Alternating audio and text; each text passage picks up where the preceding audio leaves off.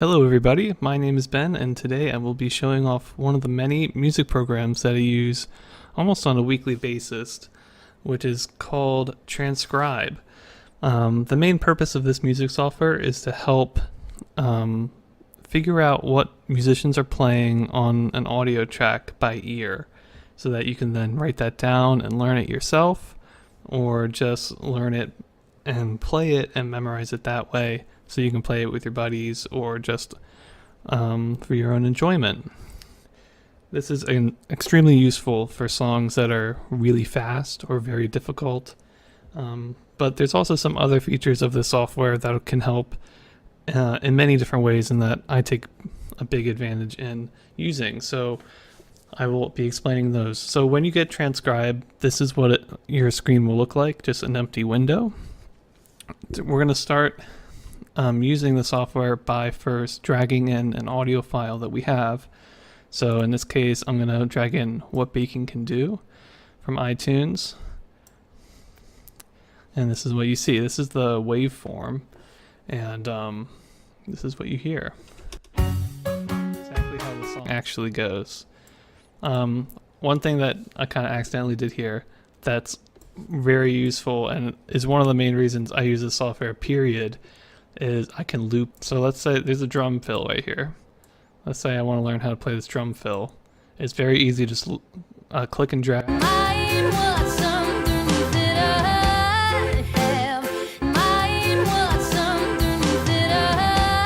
Let's say I want to just do the fill.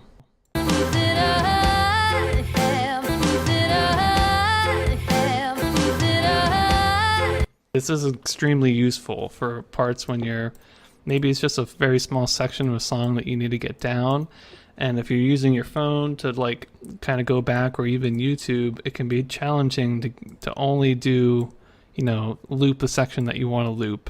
And on those devices, after it plays through, you have to click again. After it plays through, you have to click again. This way, I just click once, it's going to loop forever. Extremely useful. The second extremely useful thing, in combination with looping, you can see up here we've got some percentages. This is how fast the song goes. And to get even a broader set of percentages, I'm just going to hit Window, Audio Effects and Controls. This might already be up when you launch it for the first time. But you can go to Speed, and now you can see the speed of the song, and I'll loop this and play with the speeds so you can see what it sounds like.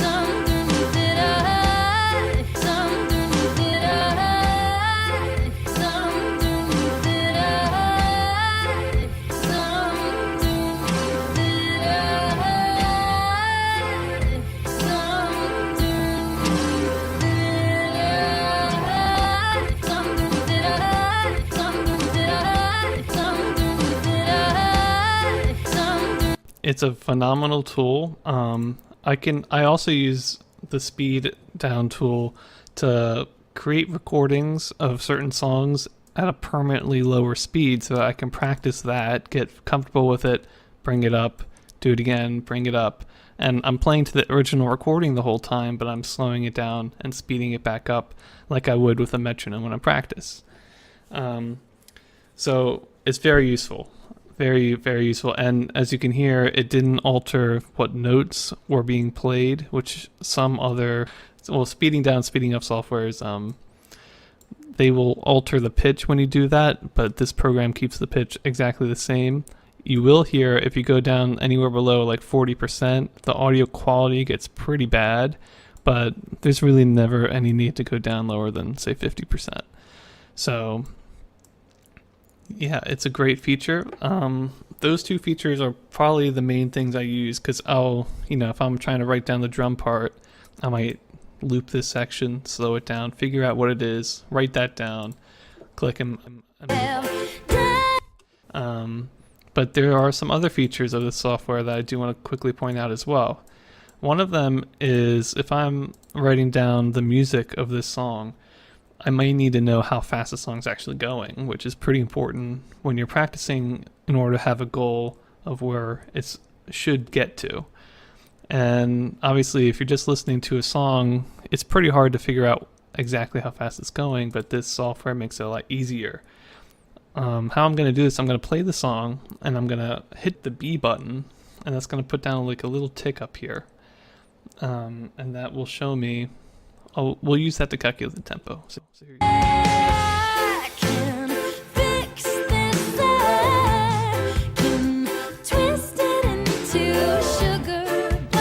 So how I did this, again, I let the song play and I tapped the B button on the keyboard every time there was a downbeat, and I got this up at the top.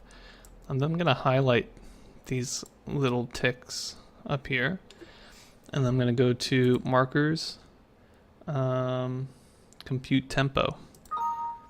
And so this song's going at approximately 129 beats per minute. It's probably more likely to be 130, and my human error, hitting B on the keyboard made it a little bit slower. But this is a great function, and I've even used this function to track if you're listening to a song live, for instance, like a jazz song that doesn't have a metronome going inside the ears of the musicians. You can use this to track how the tempo changes as they play the song live. Of course, this is done in a recording studio to a metronome, so it's going to be a 130 all the way through. The last feature I want to quickly show off is changing key. This is most important when you're a singer and something's either too high or too low in your vocal range, but it's also very important if you play, for instance, a song on guitar or bass and it's in a different tuning. Maybe they tune the strings down. And you don't want to have to tune your strings down whenever you want to play the song. So instead you would just make a recording with the key brought back up. So let me show you how to do that. So basically we're going to go to our audio effects and controls. And I'm going to go to tuning, and we're going to alter the semitones bar here. So let me hit play and I'll alter that, and you can hear what it sounds like. And it washes off of all the dirty dishes. When it's done, I can smile. It's on someone else's plate for a while. I'm going to loop a section so you can hear it a little easier. Someone else's plate for a while. Someone else's plate for a while. Someone else's plate for a while. Someone else's plate for a while. Someone else's plate for a while.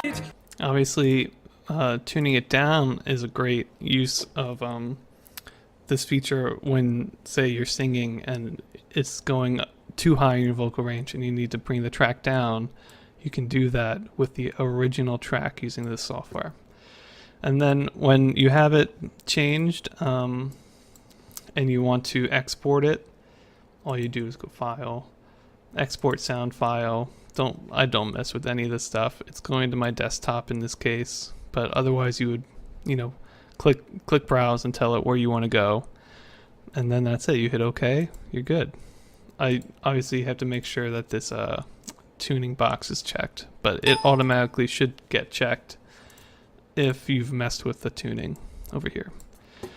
And that's it. I hope you guys enjoyed Transcribe and got a little bit of knowledge about what this software does and why and how I use it in my weekly lives. I use this basically anytime any of my students request a song.